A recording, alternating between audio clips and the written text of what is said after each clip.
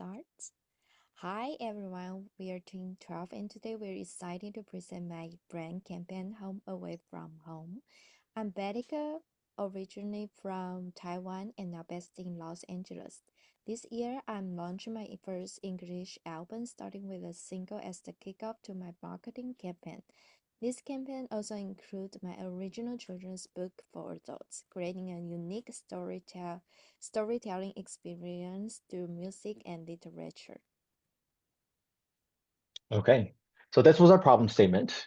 How can Betty build a first fan base of 1,000 loyal true fans? And based on the data gained that while we did this, how do we ensure their long-term engagement?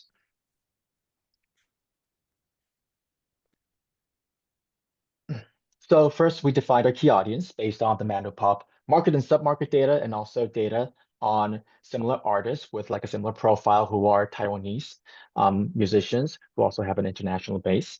The demographics are like 20 to 30s, male to female ratio similar, and has a bulk of the population based in Southeast Asia.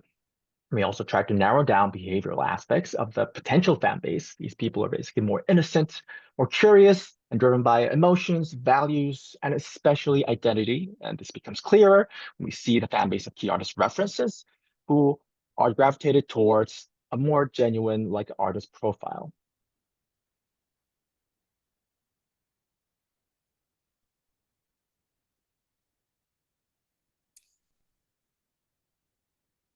Right. So we've decided to call Betty's community Betty's Hotpot because we wanted the fans to add their own stories. So the pot creates something richer, deeper, and shared. So what we wanted to do was like tie into the problem statement. The first 1,000 fans shape Betty's future. Through Mr. Petty, we build a community, but also collect insights because we didn't want any upfront money investment because she's an emerging artist and she does not have any reach or engagement at the moment.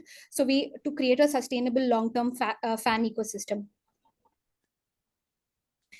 And we do this by in three key ways. The first one is that we have a fan-driven storytelling where the fans shape the narrative. So we do this through UGC challenge, fan spotlights, creative prompts, where we want the fans to feel invested while we collect insights on what resonates. The second bit is like the digital hotspot gathering, where we want the fans to stay longer, engage more, and feel like VIP insiders. We do that through email signups on the website, Q&As, and beta testing for content.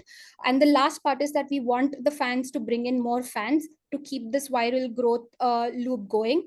So this community-led expansion is going to be by invite-only referrals, collabs with niche communities like book clubs, bookstores, theater communities. And this is to know how the data is going to be organic, self-sustaining growth and real cultural impact. We'll now take a look at how this works specifically for her forthcoming single and book release, Mr. Pet Peeve. We have user-generated content both in person and online where people can talk about and vote on their biggest pet peeves, and also book signing and singing events, as well as busking in Chinatowns in her area. So coming to the financial plan, there are four broad categories. First is the fan club subscription for Betty's Hotpot. Second would be fundraising events like busking and live streaming, where the revenue would be more on the lines of pay as you want. Third would be partnerships with more like-minded communities in and outside of her area. And fourth would be digital goods, only considering that we're also targeting a cross-border relationship or audience as well. We also have to take into account the expenditure side of things, where she will have to also spend from her own end for marketing efforts and also for any live events that she may be doing. And for the fan club monetization side of things, we broadly have three different tiers: the free and tier 1 and tier 2 in progressive order of exclusivity and perks. And this is just to ensure that we're covering a wide audience base. Betty's fans website. This website is dedicated archive of Betty's musical career. Here you can find everything about Betty, who she is, her discography, past and upcoming tours, and more. And as a part of fun engagement, we also have an email marketing program for subscriber. Every month, subscriber receive a 14 cookie in their inbox. When they open it, they will find a line from one Betty's song's lyrics. Another special feature is handwriting diary. Unlike digital updates, handwrite diary can give a feel personal. Through this diary, fans can see Betty's not just as artist, but as a person, feeling a I'm deeper sorry, emotion. guys, you're out of time. You got pretty far though. Great job. And all right, judges, you can go ahead and ask your questions. And also, while we're waiting for the judges to raise their hand, a quick note that this team is partially comprised of people based in Asia, so it is very late. So a special note to say that. Miguel, go for it. Yeah, just wondering, well, first off, great presentation. I'm wondering how the children's book ties into, you guys mentioned it in the beginning, so I was just wondering how it ties into the overall strategy. Maybe I missed that part. That's a wonderful question, Miguel. Thank you for asking. And it's good to meet you finally. So the song Mr. Pet Peeve is based on a short story that Betty wrote. What it also differentiates her. So we based the entire identity and her differentiator based on the fact that she writes children's books, and Mr. Pet Peeve is based on a children's short story.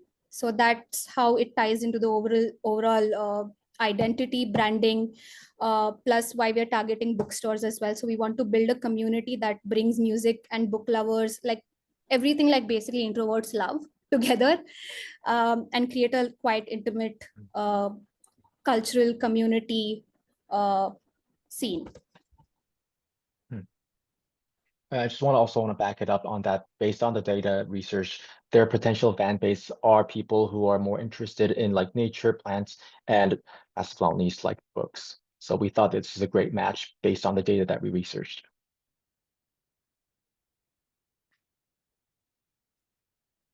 All right, and Jacqueline.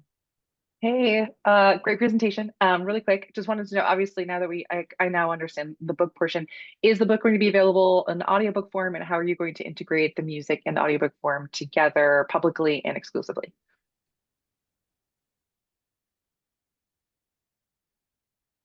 I can probably take that up. So we haven't yet thought about the audiobook aspect, but one probably future, I think it is also part of our future expansion scope, which is probably one of the last slides that we had on the presentation. But that would essentially be, maybe we can have that more as a bilingual thing. And we're also thinking of having that as maybe something that, or something of an educational content that we can maybe put behind a paywall. And this might also tie up in terms of the fan club memberships or in terms of the digital goodies that we may be also offering. So that's just one option that we're thinking of. And based on the fact that the major like fan base like the Vanderpump listeners are based in Taiwan, and like Betty is currently based in LA, the strategy will probably include a lot of like online ebooks, online distribution channels basically. Right, and Ifeyua. Hi, great presentation. My next question is just around jurisdiction, because you had mentioned South Asia and then you had mentioned America. So I just wondered, do you have plans to go around the world, like Europe, Australia? So let's know about that. That's a very great question. I'll just build upon it a little bit. So when we're talking about this, we came to know that there's a Chinatown in every continent of the world, and everywhere you go, you will still meet a Chinese-speaking person. So we wanted to target key markets in the beginning, but we also wanted to extend where there are Mandopop listeners, plus also people who speak Chinese. So eventually, after we get the first 1,000 fans, the plan is to expand it into other markets as well. Wonderful. Thank you guys. That's all the time for judging questions. Our final team is going to be Molly Murphy, team 14. So team 14, hold on one moment while I get you all set up.